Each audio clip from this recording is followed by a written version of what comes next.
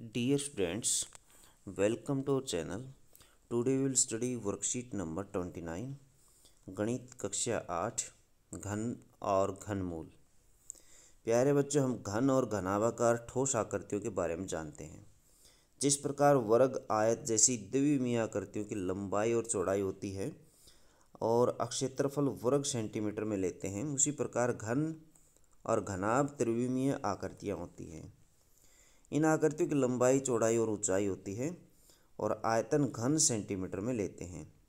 अब हम घन आकृतियों का आयतन ज्ञात करेंगे। क्षेत्रफल जैसे होता है लंबाई गुणा चौड़ाई, और क्षेत्रफल में क्या किया जाता है, लंबाई चौड़ाई की गुणा कर दी जाती है और वर्ग सेंटीमीटर में आंसर आता है। लेकिन आयतन में क्या है, लंबाई चौड़ाई और इसके साथ ऊंचाई भी होती है। जैसे 2 इंटू 2 इंटू 2 8 घन सेंटीमीटर, इसमें आंसर घन सेंटीमीटर में आएगा। तो द्विविमीय आकृति ये आप देख सकते हैं, आयत वर्ग, वर्ग में ये वर्ग दिखाया गया है, जबकि ये त्रिविमीय आकृति जो होती है वो घन होती है। घन जैसे आपकी गोटी होती है, खेलने वाली गोटी, तो उसमें वो घन के आकार की होती है। माचिस घनाभाकार की होती है। यदि लंबाई, चौड़ाई और ऊंचाई बराबर नहीं है तब उसको घनाभ कहा जाता है। घनाभ। अगर ये तीनों बराबर हैं तब उसको घन कहा जाता है।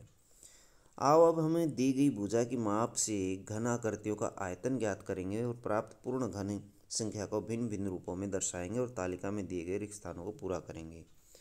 मज़ेदार बात, त्रिविमीय आकृतियों के प्रत्येक फलक द्विविमीय आकृति होती है। त्रिविमीय जो आकृतियों के फलक होते हैं अथवा हिस्से होते हैं वो द्विविमीय आकृति होते हैं।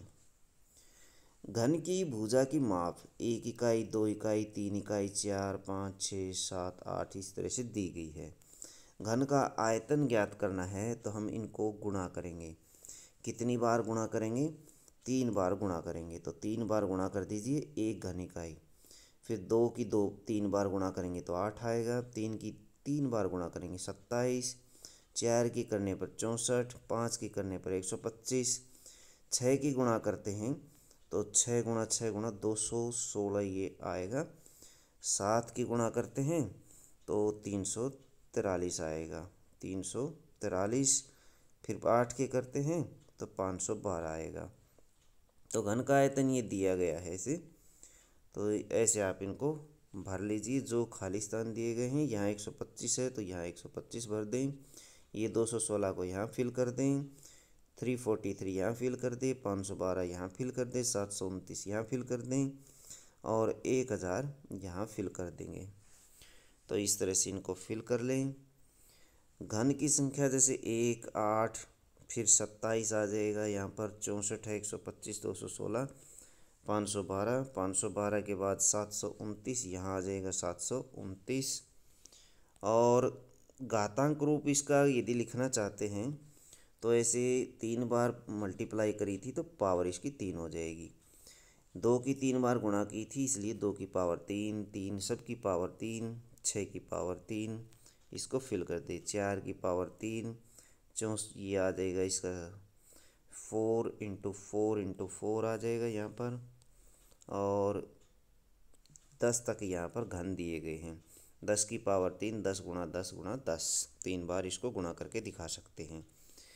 इस प्रकार हम देख सकते हैं कि प्राप्त संख्याएं 1, 8, 27, 64, 125 कुछ विशेष प्रकार की संख्याएं हैं जो हमें घन का आयतन करते हुए प्राप्त हुई हैं।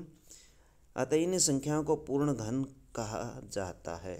इनको पूर्ण घन कहा जाता है। जब एक संख्या को स्वयं से 3 बार गुणा किया जाता है तो पूर्ण घन संख्या प्राप्त होती है।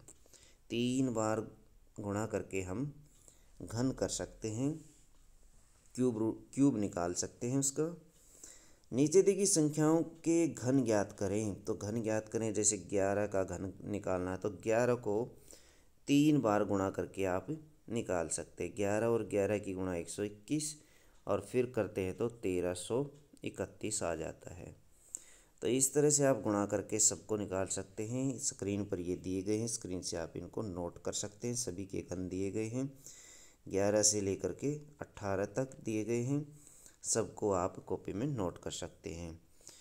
क्वेश्चन नंबर 2 है, इसमें नीचे दिए गए स्थान में घन की आकृति बनाइए। ऐसा कीजिए, घन की आकृति बनाने के लिए ऐसे वर्ग बना लीजिए, 2 वर्ग बना लीजिए एक दूसरे के अंदर, इस तरीके से। अब इनकी भुजाओं को, ऊपर वाली भुजाओं को ऐसे मिला दीजिए, ये आपका घन तैयार है, घन की आकृति तैयार है। तो बच्चों, ये थी आपकी मैथ की वर्कशीट। वीडियो अच्छी लगे तो लाइक करें, हमारे चैनल को सब्सक्राइब करें।